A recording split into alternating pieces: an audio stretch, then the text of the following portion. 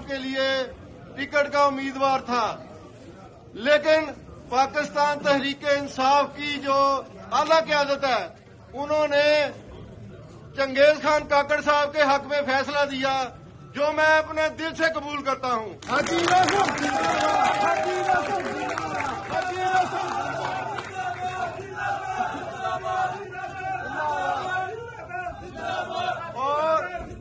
और इंशाल्लाह खुदा की कसम ये टिकटें हमारी जूती की नोक पर है।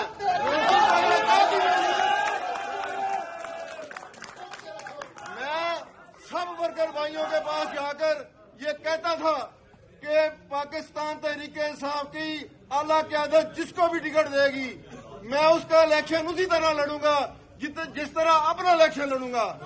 और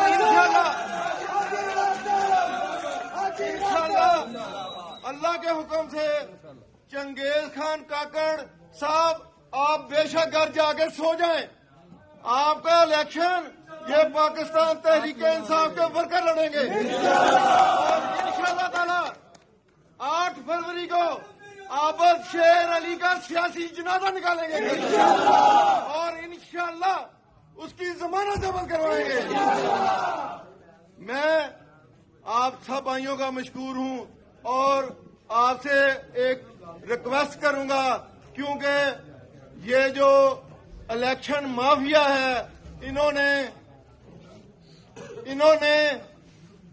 प्री पोल रिगिंग जिसे कहते हैं उसके जरिए पाकिस्तान तहरीक इंसाफ का जो असली निशान था, सिंबल था बल्ला, वो छीन लिया।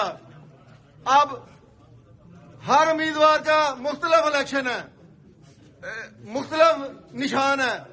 काकड़ साहब का निशान शटल कॉक है और हाजी इस्माइल सीला साहब का निशान क्लॉक है। आप लोगों ने शेख शाह साहब जो पीपी 115 से उम्मीदवार हैं उनका निशान भी शटल कॉक है। आप सब भाइयों ने 8